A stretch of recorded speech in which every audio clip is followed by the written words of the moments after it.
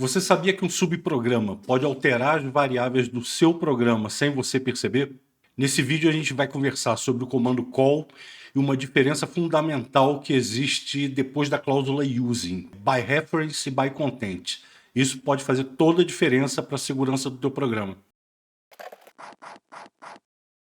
Então, essa eu já vi acontecer algumas vezes, tá? Você está codificando um programa que precisa chamar uma subrotina de um outro sistema. Na hora que você vai testar, você percebe que o teu programa está com um comportamento completamente estranho. Aí você, claro, a primeira coisa que a gente faz é botar a culpa no programa dos outros. E aí alguém diz pra gente, não, essa subrotina aí existe há 500 anos, todos os sistemas usam, o problema não está lá não. Claro, o teu programa pode estar com problema mesmo, mas o problema também pode estar na subrotina sem você perceber. Fica até o final desse vídeo que eu vou te mostrar como que você pode proteger os seus dados do teu programa mudando a sintaxe do comando call. Então, comando call é esse aqui, né? Call, nome de um subprograma.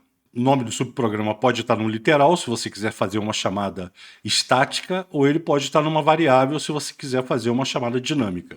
Nesse exemplo aqui, WT subprog é uma variável que está definida em algum lugar na tua data division, né?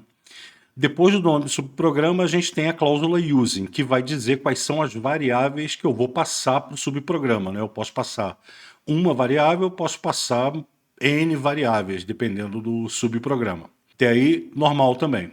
Mas quando você passa as variáveis para o subprograma desse jeito, com essa sintaxe que a gente viu aqui, o que você está dizendo para o subprograma é assim, olha, minhas variáveis são essas aqui, fica à vontade para fazer o que você quiser com elas. Vamos ver esse exemplo aqui. Call subprograma using wtData, wtValor. wtData, wtValor são variáveis que estão no seu programa na data division.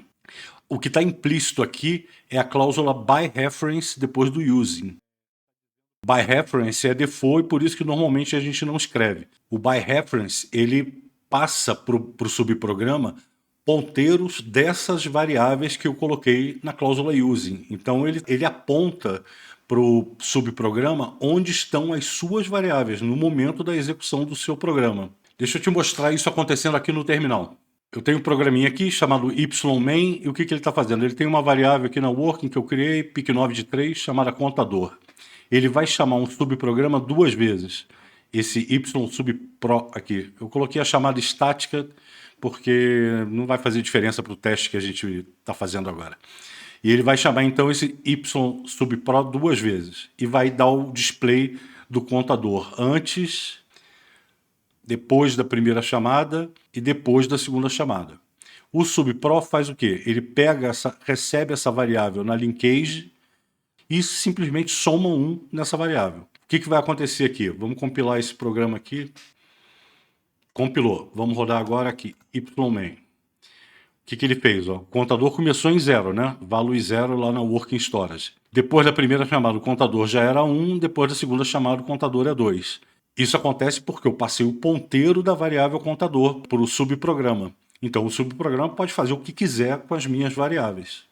O jeito de evitar isso é trocando by reference por by content. Se eu trocar by reference aqui por by content, o que vai acontecer? Ao invés de passar os ponteiros das variáveis para o subprograma, eu vou passar cópias dessas variáveis. As minhas variáveis vão continuar protegidas. Então, se eu voltar aqui no programa, no meu call, eu altero o call para colocar a cláusula by content explícita aqui, compilo o programa de novo. E agora, se eu executar, a gente vai ver que o contador começou em 0 e se manteve em 0 depois da primeira e da segunda chamada. E esse código que eu acabei de te mostrar aqui, ele roda exatamente da mesma forma, tanto no Linux quanto no Z16 da IBM.